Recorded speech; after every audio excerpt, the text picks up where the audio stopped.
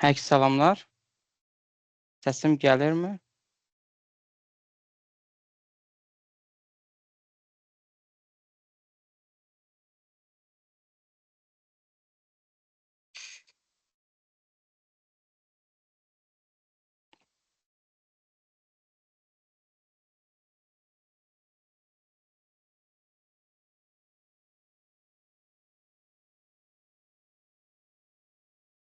Səs varmı?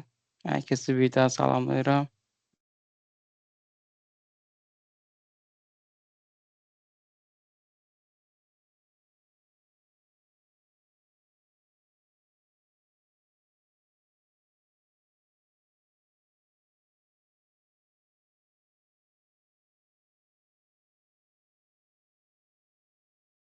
Əla, əla. Səsim gəlirsə əla o zaman. O zaman səsim gəlirsə əla. Xoş gəlmisiniz. Bugün sizinlə bərabər MLOps nədir bu suala cavab tapacağıq. Cavab tapmaya çalışacağıq. Daha doğrusu görək indi ən sonda bu suala sizlə bərabər yaxşı bir şəkildə cavablandıra biləcəkmi? Deməli, əsas məqsədimiz nədir bu MLOps webinarında? Ona görə ki, çalışırıq Azərbaycanda da MLOps sahəsində deyək ki, MLOps nədir, harda istifadə olunur, bu kimi suallara cavab tapa bilək. Niyə? Ona görə ki, MLOps nisbətən digər sahələr, data analitika və ya da data science sahəsinə baxanda daha yeni bir sahədir. Amma görünən olsun ki, daha prospekti olan sahələrdən biridir. Və buna görə də biz bugün MLOps-a bir giriş eləyəcək. Burada deyim ki, ilk öncə bugün əsas məqsədimiz, yəni bu webinarda əsas məqsədi o idi ki, data kub olaraq ilk öncə hər kəsi ən basic sual nədir, onu cavablandırmayacaq. Yəni MLOps nədir, harda istifadə olunur, kimlər bu sahəyə maraq göstərə bilər və s. Bundan sonra isə deyək ki, növbəti webinarlarda və s. biz daha da advanced topiklərə dəyinəcəyik. Elə sizlərlə bərabər başlayaq. Birinci MLOps-ımız nədir? Burada biz görürük ki, MLOps. Ümumiyyətlə MLOps sahəsində gələn varmı? Ümumiyyətlə MLOps-ın nə olduğunu bilən varmı? İstəyən olarsa əl qaldıra bilər ona görə və ya da danışmaq istəyərsə, ümumiyyətlə MLOps nədir iş yerində və s. kimi bunlarla və ya da engineering sahəsində ümumiyyətlə əlaqəsi olan varmı? Okay. Yoxsa o zaman daha yaxşı ona görə ki, görsənir ki, biz daha da deyək ki, basic suallara cavab tapmaya çalışacağıq. Deməli, bu müddət ərzində çalışacaq qısa olaraq sizlərə MLOps nədir, faydaları nədir, MLOps harda istifadə olur və kimlər MLOps öyrənməlidir, bu suallara cavab tapaq. Qısa olaraq da özümü tanıtmaq istəyirəm. Ona hər kəs bilsin ki, mən kiməm. Hüseyn Abdullayev, hal-hazırda Almaniyada DevOps engineer olaraq çalışıram. Bundan əvvəl isə müxtəlif sahələrdə data analytics, data science, big data analytics kimi title'larda deyək, fərqli şirkətlərdə çalışmışam. Kim istəyərsə oradan mənə də skan edib LinkedIn-də dostluq göndərə bilər və yaxud da buradakı veb-sayta girə bilərsiniz. Əsas məsələ nədir? Nəsə qayıdaq bizim əsas mövzumuz MLOps. MLOps nədir və niyə önəmlidir? Görünən odur ki, burada insanlar hər kəs sadəcə deyək ki, öz maraqlarından gəlib hər hansı bir MLOps sahəsində çalışan insanlar yoxdur. Və Allah bilsin ki, sizlər deyək ki, machine learning öyrənmisiniz, data sciences, amma bilmək istəyirsiniz ki, özümü necə daha da inkişaf etdirə bilərəm. Ona görə deyək ki, biz basic-dən başlayacağıq. Yəni MLOps niyə vacibdir? Məsələn, buradakı fərqlər deyək ki, real həyatda başımıza gələn fərqlərdir. Məsələn, deyək ki, Teslanın siz bilirsiniz neçə illərdir Tesla insansız deyək ki, maşınların istehsalı ilə məşğuldur, amma hal-hazırda bir uğur yoxdur, deyə belə hər hansı bir uğur yoxdur ki, onlar niyə belə olur, niyə uğursuzluq olur? Və yaxud da deyək ki, eyni zamanda əgər yadınızdadsa, Google-un bir zamanlar çıxan avtomatik şəkildə şəkil verdi, tanıyırdı bu nə olsa. Burada bəzi X-ci deyək ki, nüanslar yaşanmışdı. Ona görə ki, qara dəriləri gorilla olaraq müəyyən etmişdi machine learning modellər. Eyni zamanda burada Microsoft var, Chatbox-ları və s. kimi. Bu bütün nəticələr bunu göstərir ki, machine learning-lərdə bir şey var. Machine learning-də, yəni siz də əminəm ki, burada olanlarda çoxuz machine learning modelini öz lokalınızda eləyirsiniz. R-square alırıq, 95, 80, nə bilim yüksək skorlar, amma o qədər əminsinizmi biz onu production-a qoyanda bir o qədər uğurlu nəticələr alacaq? Yəni alınmır, production-da alınmır. Bu gün sizlərlə bərabər çalışırıq. Niyə production-da? Yəni niyə iş mühitində hər kəs data science olur, hər kəs Jupyter Notebook'unu açır, nəsə bir şeylər eləyir, Kaggle-dan datasetini, amma biz onu production'a, yəni iş həyatına qoyanda nə olur bəs? Siz də görürsünüz ki, məsələn də Azərbaycanda da, istər fərqi yoxdur, Avropada da machine learning modellərini production'a, yəni iş həyatına inteqrə eləmək bir o qədər asan deyil. Yəni bir neçə problemlər ortaya çıxır və insanlar deyir ki, ev yoxdur, eləməsə daha yaxşıdır, nəinki səhvmədir. Ondan ki, bir müddətdən sonra modellər başlayır çox pis nəticələr əldə eləməyə. Bu zaman nə olur? Bu zaman yeni bir sahə ortaya çıxır. MLOps, Machine Learning Engineerlər. The operations və yaxud da the operations, machine learning. Məsələ nədən ibarətdir? Məsələ ondan ibarət ki, bu yeni title, yəni MLOpslar, MLOps mühəndisi və yaxud da deyək ki, machine learning engineerlər çıxırlar deyək ki, okey, biz bilirik bizim belə bir problemimiz var, biz bu problemi həll eləməliyik. Amma problemi həll eləmək o qədər də deyək ki, asan deyil. Niyə? Kimlər ki, MLOps sahəsinə maraq göstərir? Birinci, machine learning bilməlidir. Başa düşürsünüz ki, burada machine learningdən bizim overlapimiz, yəni üstə düşən sahə var. Eyni zamanda DevOps da bilməlidir. Yəni DevOps nədir? Biz bu zaman data analitiklər, data science-lərdən fərqli olaraq çıxan hər yeni tool deməyək də, yəni hər yeni tool olmasın, amma toollar daha çox maraq göstərməli. Yəni bizim burada əsas işimiz texnik, biz engineering. Yəni DevOps işlərinə siz baxanda çoxu zaman yazır ki, bu bir engineer, yəni bu bir mühəndislik roludur. Yəni hər hansı bir machine learning-i bilmək burada kifayət eləmir. Yəni eyni zamanda bu sahənin çətinliyi ondan ibarətdir ki, siz eyni zamanda data engineering biliklərinə sahib olmalısınız, machine learning, yəni data science biliklərinə sahib olmalısınız, eyni zamanda DevOps, yəni deyək ki, Docker'dır, fərqli toollardır, siz onlara hər hansı cloudingdir, siz bunlardan məlumatınız olmalıdır. Və əlbəttə ki, bunu bilmək, yəni bu üçün bir araya gətirmək, sizi önəmli insan resurslarının biri eləyir ki, sizlər deyək ki, şirkətlər tərəfindən, bu dəqiqədə şirkətlər tərəfindən ən çox axtarılan rollardan biri məhz budur. İndi isə deyək ki, MLOps-un daha biraz dərinlinə yenək və MLOps hansı problemləri həll edir? Gəlin onlara bax. Birinci problem ondan ibarətdir ki, biz hər hansı bir machine learning modelini bir dəfə train edib buraxa bilmərik. Yəni bu nə deməkdir? Deyək ki, siz yenə də hər hansı bir machine learning modelini öz lokalınızda istifadə elədiniz, production'a push elədiniz, ondan sonra bitmiş. Əlbəttə ki, iş bitmir. Məsələ elə buradan yaranır. Niyə buradan yaranır? Ona görə ki, ola bilsin ki, yeni data gəlir və yeni data əvvəlki dataya görə tamamilə fərqlidir. Yəni burada əminəm data science-lər varsa bilir ki, biz buna nə deyirik? Data skewness və yaxud da deyək ki, datanın deyək ki, əvvəllər data min və median dəyərləri gəlirdi. İndiki gələn isə təzə datada isə min və median dəyərləri əvvəlkindən nisbətən çox fərqlidir. Belə olan halda isə machine learning modelini biz axı əvvəlki keçmiş biz datasetindən train eləmişik. Və gələn yeni model isə machine learning modeldə əlbəttə ki, tamamilə fərqli nəticələr çıxaracaq. Bu onu göstərir ki, machine learning modeli istər-istəməz real həyatda zaman keçdikcə öz performansını aşağı salır. Yəni eyni deyək ki, machine learning modeli bugün daha yaxşı nəticə göstərirsə, deyək ki, bir neçə gündən sonra daha pis nəticə göstərəcək.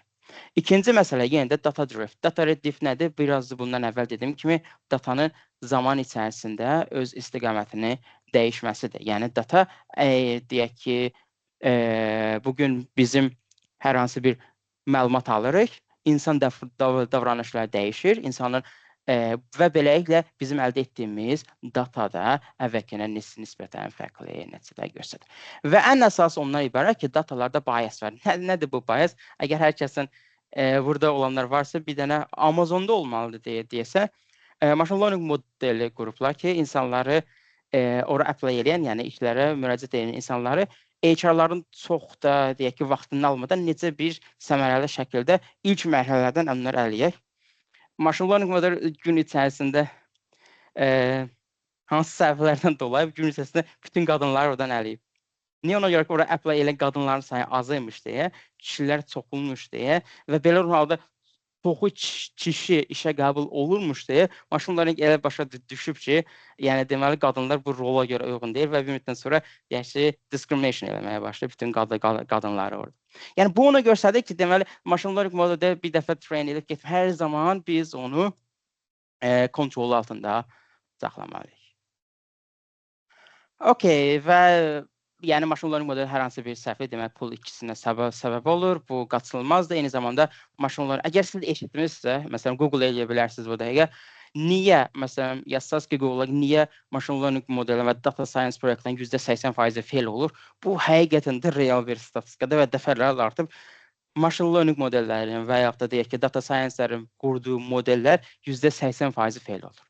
Belə olmasının səbəbi ondan ibarət ki, həmin o şirkətlərin, həmin o insanlar, həmin o qurumlar fərqli düzgün şəkildə MLOps sistemini qurmamasıdır. MLOps sisteminin bəs fərqi nədir? Birazdan biz daha hansı toollar necə olur, bunlar üzərində daha detallı qalacağam. Bu hissələri biraz sürətlə keçirik ki, əslində əminəm ki, bu hissələr deyək ki, çoxlarınız bəlkə bu hissələrdən tanır. Deməli, məsələ nədən ibarətdir? Məsələ ondan ibarətdir ki, bizim burada sadaladığımız bütün yanlışlıqlar ki var idi. Yəni bunu belə eləyək, daha yaxşı olsun deyə. Aha. Bizim bütün sadaladığımız bütün yanlışlıqlar ki var idi. Biz bunları MLOps-un sahəsində düzəldə bilərik. Nədir? Məsələn, data quality check eləyə bilərik. Analizi apara bilərik ki, machine learning model gün ərzində performans artırmı, azalırmı? Əgər hər hansı bir xəta varsa, hər hansı bir deyək ki, machine learning modeldə data drift varsa, başqa istiqamətə görsə, machine learning modelini yenidən train edə bilərik. Yəni bu nə zaman olur? Mən hər hansı bir deyək ki, ora bir parametr qoyuram ki, machine learning modelinin skoru bundan aşağı düşərsə, yenidən modeli train eləməyə başla. Okay. Məsələn, burada bizim bir dənə MLOps workflow-umuz var. Normalda necə olur? Gəlin bunun üzərində biraz duraq. Deməli, nə olur? Hər hansı bir data preparation hissəsi məncə bilirəm. Burada çoxu əminəm ki, data analitik və data science sahəsində məlumatları var, düzdürmü? Onlar machine learning modellərini train eləyir. Train eləyəndən sonra biz machine learning modellərini evaluate edirik. Yəni, hansı machine learning modeli digərindən daha iyi. Burada gördüyünüz kimi, biz bir dənə deyil, bir neçə machine learning modelini train edirik. Ən sonda isə bizim üçün daha yaxşı machine learning modeli hansısa biz onu register edə bilirik. İndi MLflow və s. digər toollara da baxacaq ki, necə machine learning modeli register olunur. Okay. Deməli, MLOps-a aid olan toollar, hansı toollar MLOps-da daha çox istifadə olunur?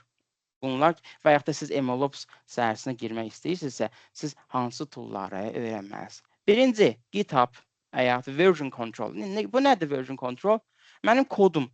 Mən kodu necə, yəni deyək ki, biz hər dəfəsində GitHub-a push vuranda, yenidən GitHub bizim gün ərzində və yaxud da deyək ki, GitHub istifadə elədiyimiz müddət ərzində kodumda hər hansı bir dəyişikliklər olub-olmadığını yox, daha doğrusu rekordunu tutur. Belə olan halda isə mən əgər hər hansı bir səhvlik, yanlış verdimsə, əvvəlki versiona, yəni bir ondan əvvəlkinə geri qayıda bilirəm. Yəni, mənə görə çox yaxşı bir şeydir. Ona görə fərz edən ki, bir gün ərzində hər hansı bir səhvlik edirsiniz, kod silinir, amma qorxmur. Niyə? Ona görə ki, siz dünən və ya ondan əvvəl kodu artıq GitHub-a push eləmişsiniz. Gedib oradan dünənki versionu qaytara bilərsiniz. CI/CD nədir? Yəni Continuous Integration Continuous Deployment. Burada isə əsas məsələ ondan ibarət ki, həmən biz bu davamlı olaraq, yəni machine learning modellərini mən davamlı olaraq inteqrə edirəm və davamlı olaraq develop eləyə bilirəm. Orchestration toolda məsələn nədən ibarətdir? Necə mən bütün deyək ki, machine learning modelinin ta ki datanın təmizləməsi, modellərin train olması, onların deploy olmasına qədər olan bütün hissəni mən avtomatik şəkildə həyata keçirə bilərəm. Model register nədir? Model register odur ki, mən artıq hər hansı bir modeli mənim lokalımda deyil də, Cloud-da və yaxud da Docker-da və ya necəsə onları birazdan biz buna da sizinlə bərabər görəcəyik. Orada register edə bilərəm ki, mən ora hər dəfəsində deyək ki, mənim lokalımda deyil də, orada mən çata biləm. Və yaxud da hər dəfəsində mən machine learning-ə deyək ki, R-square-dır, F1-dır, raw-score-dur. Bunlar hamısını tutun və gün ərzində izləyə bilim ki, əvvəl machine learning modelinin R-square bu idi, bu gün isə bu oldu. Hər dəfəsində train olanda avtomatik olaraq gedir özü ora, register eləyir, bütün məlumatları yadda saxlayır və beləliklə mən eyni zamanda machine learning modelimin hansı vəziyyətdə olduğunu görə bilərəm. Computer game deyək ki, biz əgər əlbəttə ki, biz öz kompüterimizdən istifadə eləmək istəmirdik. Düzdürmü? Şirkətlər kim şirkətdə öz lokal kompüterində machine learning modeli train edir ki? Əsasən ona görə biz AWS-dən, Snowflake-dən, monitoringdən isə əsas məsələ odur ki, machine learning modelinin deyək ki, data drift ən önəmli ML məsələlərdən biri odur ki, data drift, yəni datanın bir neçə müddətdən sonra datada olan dəyişikliklər. Bu dəyişikliklər isə reality image qaçılmazdır. Konteyner isə daha çox deyək ki, Docker'dan istifadə edir ki, mənim bu qurduğum hər hansı bir modeli mən hər hansı bir dəyişiklik eləmədən Cloud-a deploy edə bilərəm. Niyə? Ona görə ki, mən kompüterimdə Python 3.12 istifadə edirəm, amma deploy edirəm həmin yerdə Python 3.11-dir. Və verir aləm dəyər bir-birinə. Ona görə ki, deyək ki, Pandas qəbul eləmir, bu version və s. Bunların qarşısını almaq üçün mən hər şeyi Docker'da edirəm, Docker'dan sonra push edirəm və beləliklə hər hansı bir problem olmadan edir. Database'lər də əlbəttə machine learningdə machine learning nəticələrinin oraya yazılması, oradan oxunması və s. də database'lər istifadə olunur. Və dillərə gələndə isə əlbəttə ki, Python. Yəni Python olmadan olmaz. Əgər biz big data işləyirsə, big data üzərində machine learninglər edirsə, bu zaman isə PySpark olmalıdır. SQL isə nə zaman olur? SQL isə SQL Alchem adında məsələn bir kitabxana var. Oradan SQL-dən hər hansı bir database-dən məlumatı çəkib machine learning-ə verərkən bu zaman biz SQL-dən istifadə edirik. Okay, bu biraz qarışıqdır. Ona görə bunun üzərində çox durmayacağam. Sadəcə siz workflow deyəndə, yəni MLflow workflow deyəndə belə başa düşün ki, bizdən necə işləyir. Baxın.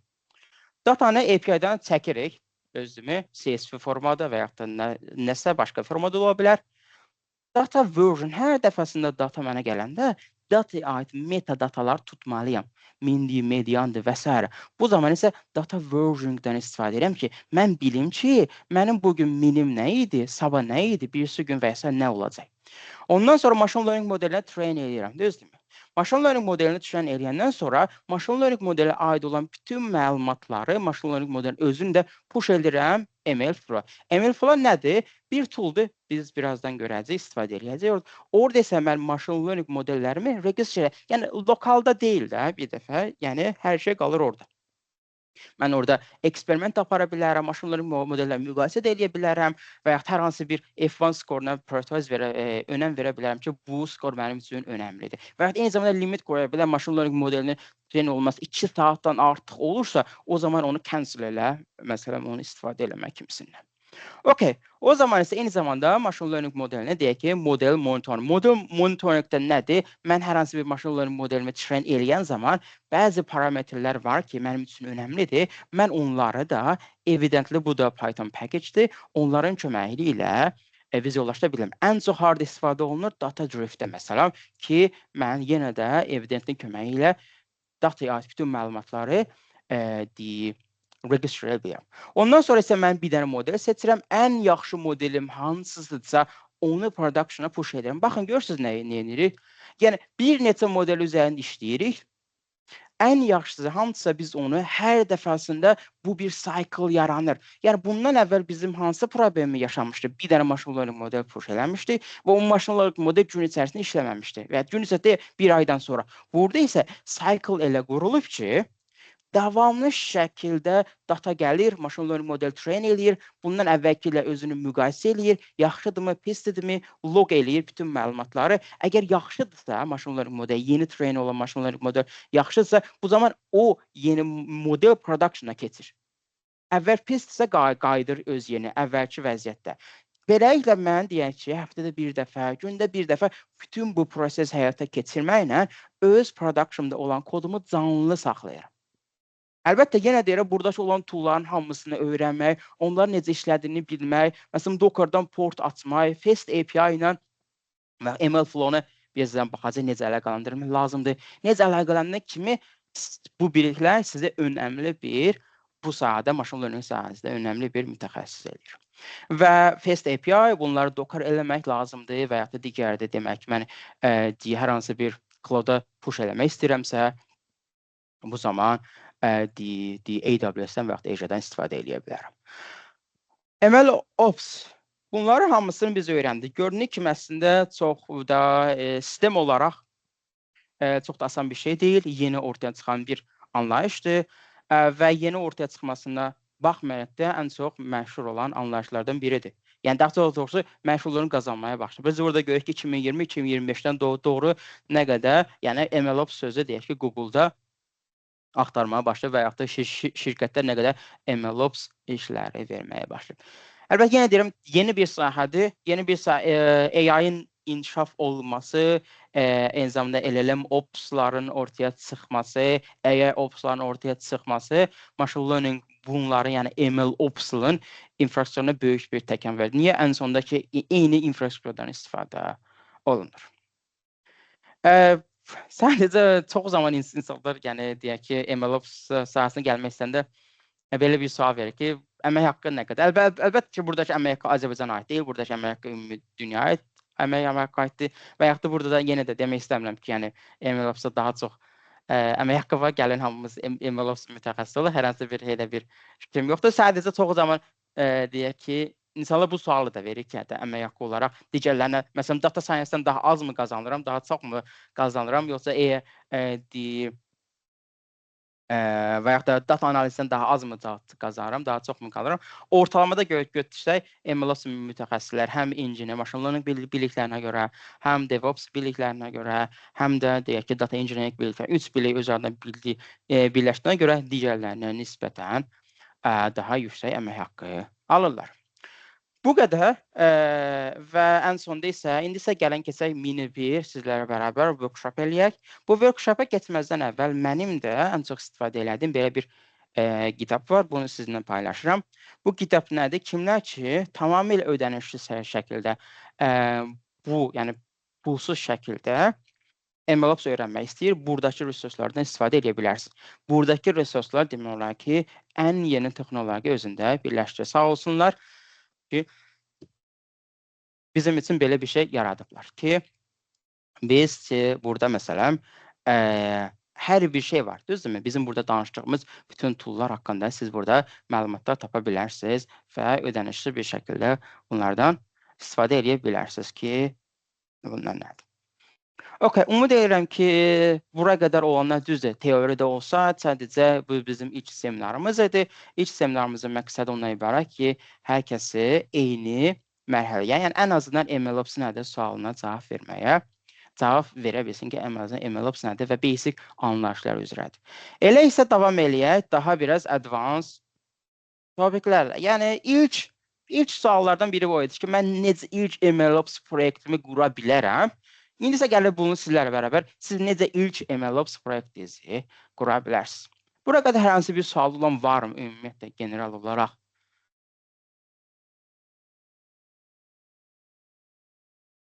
Əgər kimsə sualı varsa yaza bilər və ya da əl qaldıra bilər ki, həmin insan icazə verə bilərəm, danışa bilər, sualını verə bilər. Okay, yoxdursa o zaman davam eləyək.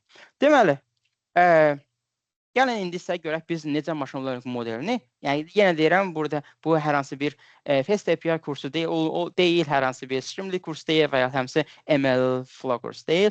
Sadəcə ən çox istifadə olunan toollardan biri Fast API-dir, bir isə ML Flow-dur. Bunun üzərində biz bugün sizlərlə gedəcək ki, necə biz bunları bir-birinə əlaqələndirə bilərik və yaxud da Streamlit-lə necə ML Flow-nu əlaqələndirə bilərik. Gəlin davam eləyək, elə isə bu hissələr biraz sürətli keçsəm ona görə ki, data science aid olan və ya data analitika olan bir şeylərdir. Burada bizim data setimiz var. Data setinin isə əsas məqsədimiz odur ki, deyək ki, mən data setini machine learning model train eləmək istəyirəm və həmin bu modelləri push eləmək istəyirəm ML Flow-ya. Necə eləməliyəm? Ən əsası isə bizim burada elədiyimiz kimi mən ML Flow-nu run eləməliyəm. Düzdürmü? Bunun üçün nədən istifadə edirsiniz? Gəlin burada yeni bir açaq. Okay. Ən əsası MLflow biz Python package-dir və bir Python package olduğuna görə siz ən əsası onu endirməsiniz. Yəni bizim burada requirement-ə baxanda MLflow. Yəni MLflow bir Python package olduğuna görə biz sadəcə onu pip install-dan edə bilərik. Mənim burada requirement-lərim içindədir və hamısını bura requirement-ləri eləmişəm. Məsələn, mən bura bildiyiniz kimi çox da texniki tərəflərə getmək istəmirəm, amma deyək ki, kimlərsə sual verərsə requirement düzdür, artıq bunu bilirik ki, indi məndə hamısı requirement install olduğuna görə. Bundan sonra isə mən MLflow-u run eləməliyəm. MLflow necə run olur? Burada sizin içində yazmışdım. Məsələn, bu da kodu götürürük. Okay. Copy paste. Yəni bunu clean eləyək. Birinci təmizləyək. Okay. Baxın. Deməli burada nə var? Port var. Portu dəyişə də bilərik. Portu yəni hansı portdan geçsin. Məsələn, mən eləyirəm ki, bunu 5001 eləyək. Okay, MLflow başladı run olmaya. Okay, mən gedirəm portlara. Artıq məsələn, deyək ki, fərqən 5 əvvəl run elədim. Ona görə ki, bunu publicdir. Bunu seçirəm. Buyurun göndərim sizə. Hər kəsdə açırmı? MLflow hər kəsdə açırmı? Deməli, qayıdıram yenidən mənim buradakı koduma. Okay, burada mən nə etmək istəyirdim? Fast API. Burada buralı hissələr keçirəm, MLflow hissəsinə biraz duram. MLflow-da eksperimentlər var. Eksperiment nədir? Yəni, mən bir neçə run edə bilərəm. Run nədir? Hər dəfəsində kompüterdə deyək ki, mən bir machine learning modelini bir parametrlə run edirəm. Onların hamısı olur run. Məsələn, mən deyirəm ki, machine learning modelinə yeni bir eksperiment yarat.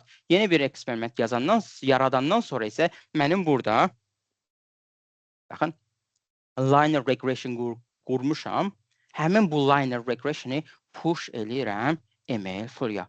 MLflow-ya gələndən sonra isə eksperimentlərə keçin və ya da buradan görürsünüz ki, mən 2 dənə model deməli train eləmişəm. Yəni deyirəm, machine learning üzərində çox durmaq istəmirəm. Bu hər hansı bir data science və ya da analiz kursu deyil, seminar deyil. Əsas məqsədim odur ki, MLflow nədir, onu necə danışım. Deməli, mənim burada runlarım var, görürsünüz, runlarım var. Runımın biri budur. Yəni, bir dəfəsində mən ridge model, yəni linear model bir machine learning model eləmişəm və orada aldığım nəticələr bunlardır. R-square nə qədərdir, maya nə qədərdir, testdə maya nə qədərdir. Eyni zamanda matrixləri də mən bu halda görə bilərəm. Okay, görürsünüz. Və burada isə machine learning modelinin özünü belə mən bura push eləmişəm. Yəni, machine learning modeli nəinki onlara aid olan matrixlərə, hətta machine learning modelinin özünü belə mən bura push eləmişəm buradadır. İkincinə baxaq. İkinci modelimizə baxaq. Okay. Burada isə linear regression adında belə bir modeldən istifadə eləmişik. Burada da görünür ki, yenə də mənim skorlarım nə qədərdir? Okay. Burada da mənim machine learning modellərim. İndi məsələ ondan ibarətdir ki, mən bunları push eləyəndən sonra, burada deyək ki, push eləmişik, yenidən machine learning modelimi necə çağıra bilərəm? Bu zaman isə mən machine learning modelimə model hansı modeldir onun adını verirəm. Onu isə və bunun köməklə çağırım. Yəni, burada isə həmin bu machine learning modeli də artıq mənim lokalımdan deyil də MLflow-dan birbaşa çağıra bilirəm. Okay, və sual yaranır ki, mən bunu necə inteqrə edə bilərəm? Düz hər şey bizim lokalımızdadır. İndi əsas məsələ budur. Gəl indi isə Fast API ilə bu MLflow-nu registrasiyona görə ki, bizim bir dənə deyək ki, machine learning modelimiz oldu. Həmin o machine learning modellər hansı yaxşısa mən onu register elədim. İndi isə bəs mən necə çağıra bilərəm? Gəlin ona baxaq. Deməli, buradadır, baxın, mən track verirəm. Haranı verirəm? Deyirəm ki, Fast API-yə. Fast API nədir? İndi də daha çox istifadə olunan toollardan biridir. Hansılar ki, hər hansı bir nəticəni machine learning-ə verirəm, o isə məni geri dönüş edir. Məsələn, deyək ki, mənim machine learning modelimə maşınlara aid olan bir machine learning modelim var. Bilmək istəyirəm ki, bunun qiyməti nə qədərdir, düzdürmü? Ona aid olan ilini verirəm, onun gücünü verən və s. Fast API çox sürətli şəkildə ikisi arasında işləyə bilir. Okay, baxaq görək ki, məsələn, mən Fast API-yə Machine Learning MLflow bunu verirəm. Deyirəm ki, sən get burada olan modeli mənim üçün endir. Endirəndən sonra isə artıq mən lokalımda deyil də 2 dənə, yəni MLflow ilə Fast API bir-biri arasında əlaqə yaradır. Məsələn, burada olduğu kimi deyək ki, məsələn, mən burada maşınlara aid olan xüsusiyyətləri verirəm. Okay, Fast API-ya execute eləyəndən sonra çox sürətli bir şəkildə görürsən nə qədər sürətlidir. Fast API-dən gedir nəticəni alır, modeli alır, download eləyir və mənim buna verdiyim parametrləri ona verir və nəticəsini alır. Və nəticəsini alır. Eyni zamanda biz eyni şeyi əlbəttə ki, Streamlit-də də eləyə bilərik. Streamlit haqqında məlumatı olanlar varsa, sadəcə bilir ki, deyək ki, vizuallaşdırmada machine learning modellərinin deploy daha doğrusu interfeysinin qurulmasında da istifadə olunur. Düzdür, məsələn, bizim də burada Streamlit-imiz var. Streamlit-də isə eyni məntiqdir. Yəni Streamlit artıq bizim lokalımızdan deyil də, Fast API, daha doğrusu MLflow-dan modelləri alır, ona olan bu nəticələri verir. Məsələn, deyək ki, və oradan bizə olan geri dönüş eləyir ki, machine learning modelinin nəticəsi nədir? Hər hansı bir sual olan varmı? Düzdür, bəzi hissələr ola bilsin ki, çox sürətli şəkildə keçilir. Ona yenə deyirəm, burada sadəcə bu webinar əsas məqsədi MLOps nədir? Bu suallara cavab tapmaqdır. Ona görə ki, bəzi hissələr daha sürətlisə üzrlə sayın ki, çox da detallar üzərində dayana bilmədim. Ona görə insanlar çox da burada saxlamaq da istəmirəm saatlarca. Sadəcə qısa olaraq MLOps nədir? Biz harda istifadə eləməliyik? Fast API-dən necə MLflow-nu bağlayıram? MLflow nədir? Əlbəttə ki, bizim burada daha saya bilmədiyim toollarımız var. Düzdür, bunların hamısı haqqında gələcəkdə daha detallı, deyək ki, MLflow-a aid bir dənə seminar edə bilərik, Fast API-yə bir dənə seminar elə bilək ki, hər birinə daha detallı gedə bilərik. Sadəcə deyim ki, bu seminarın məqsədi sizə ümumi olaraq tanışlıq verməkdir ki, MLOps nədir? Bu arada hələ rəsmi olmasa da ümid edirəm ki, bu aprel ayında mini bir bootcamp eləyək. Burada balaca bir bootcamp olsun və düşündüm ki, yalnız tələbələrə ödənişsiz və yaxud hər kəsə ödənişli bu haqda biraz düşünməmiz lazımdır. Amma indidən deyə bilərik ki, hə də balaca bir bootcamp düşünürük, mini bir bootcamp ki, burada olan toolların əlbəttə ki, hamısı yoxdur, amma siz ən sonda bir proyekt yarada bilən bir səviyyəyə gəlməyiniz üçün. Proyekt yarada biləcəyiniz bir səviyyə nədir desək, deyək ki, öz proyektlərimdən bir dənəsini görsətsəm ki, məsələn, bunu açaq. Okay. Belə bir şeylər ən azından yarada biləcəyiz. Yəni, mini bir proyektlə bootcampın sonunda 1 ay olacaq və 2 ay və s. kimisinə bootcampın sonunda da belə bir şeylər yarada biləcəyiz bir səviyyəyə gələsiz ki, machine learning modellərini ta ki, başdan sonuna doğru, necə ki, hal-hazırda biz iş yerində və yaxud da elə bunları edək, siz də bunları edə biləcəyiniz bir səviyyəyə gəlmək üçün belə bir mini bootcamp düşünürük. Hər hansı bir sualınız varmı? Ümumi olaraq. Yenə deyirəm, bu sadəcə bir tanışlıq idi. Amma gələcəkdə daha da advanced bir bootcamplar olacaq. Daha doğrusu həm webinarlar, həm də bootcamp. Hər hansı bir sualınız varmı?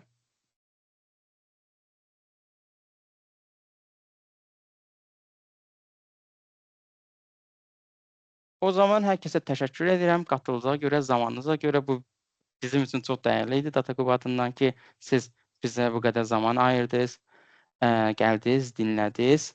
Və yenə də deyirəm ki, əgər hər hansı bir sualınız olarsa, buyurun. Cavablamaya hazırıq hər zaman.